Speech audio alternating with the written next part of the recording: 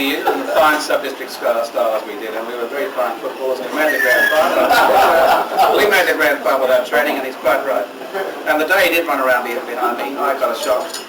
Inside past the ball, he wasn't there. As for Michael Delaney, now Michael Delaney is a very dangerous man. All of you probably in the years think, ophthalmic surgeon, kind, calculating in the sense of the hands being beautiful, and he doesn't drink late at night when the day he can operate, just like these barristers that I know don't drink the night before and they're going to go to court.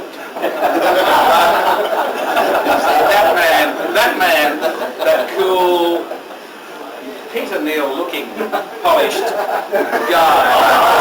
Very, very dangerous man. I want to use... You're entitled fairly solid. Michael, it's Michael. Very Dutch, 2/3 of your feet. Michael, of course, is a man that is generous to extraordinary dimensions. You go around Michael, you have a bottle of Shadow to Kim. I say, Michael, what year is it? He said, oh, I don't think it's the 27th because we drank that last weekend. 1937. No, 1939. Who's been a great, in many ways, a very, very fine friend too. And I've got to say, I could say that about all of you. I don't want to get bogged down. As for Halloran, Can I just interrupt you? You can. I think this is important. Oh dear. We have had... This is a rebuttal. I know. It's not a rebuttal. It's a long-standing bet that Barry and I have had about when he would be breathing. And I have to say, on my 50th birthday, I acknowledge he's accused me of moving the goalposts for many years. A couple of times he came really close. I gave him a script that he never got it filled. I acknowledge that, but congratulations.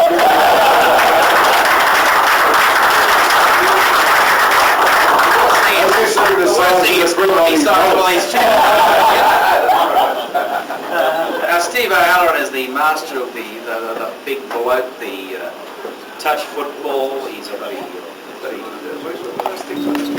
adjudicator, arbitrator, Supreme Court. He does. This guy is Grecian grey, but he did the fine thing. He did it early. And one of the great things about O'Halloran, he hasn't aged for 20 years. I mean, the guy was always great. I mean, you've got to thank your parents for that. I mean, really. I mean, in a sort of funny, inverted way. I mean, you look very well. You've been a lucky man. But also, Mac, when the assets down there, he's another solid man, serious and true. But he has a little quirk or two. I remember O'Halloran coming to my place, and I poured a glass of water, and I remember him looking at the water and saying, shit, what vintage is this, And I said, I said, that's straight to you. And he took a sip, and he said, oh, don't you just love being in love with life? And I said, well, what's in that, And I had a glass of water, and suddenly, Stephen O'Halloran also makes you appreciate the very simple things in life. Well, I'm one of the simple things in life. Sitting next to Stephen is a guy that you definitely don't know, Paddy Bonham, who is in many ways a fine friend that no one else here really knows, and a great except that's my brothers. Paddy, what a great man! I mean, I went to dinner with him last night. Yes, Paddy played soccer for hours, but more of as a great feat, he's been a fine friend of me. We went out to dinner last Friday night, and Paddy sat with Mr. Terry Riley here, and I felt as though I had created a bond of extraordinary dimensions because Terry Riley recognised Paddy's great talent and knowing people that have played music, guitar, all those sorts of things. More especially, Paddy is the man that's also there when things are bad. He will never happen in my life, of course, but I never call it. I can add to that. But he's one of those guys that I can say that I would never be disappointed if I spent a minute with him extra any time. So he wanted to be with me for 10 days at a time, or 5 minutes, or 100 days. And he's got a beautiful wife, but also much the same. Paddy has a couple of failings, of course. One of which is he likes soccer more than rugby union. That's heresy. It's a heresy of this sort of gathering, but he does say that rugby union has some finer points, and none of which he's ever really gone into depth. I prefer rugby union to league. Oh, and that's the second. Now, and he's discovered golf. And he's discovered golf from Cook. That's his third word made a point, you know, I've got to tell you. That's back. And sitting opposite these people is David Mills. Now, I'm doing this because I'm enjoying this. I am sucking in these memories. David Mills, Mad Dog Mills, Smoky Mills, Smoky Willard, Timber Mills, and a lot of other things that we call each other, that I've called him over the years. We were the subpoena clerks in the police department, and you don't know how lucky you are.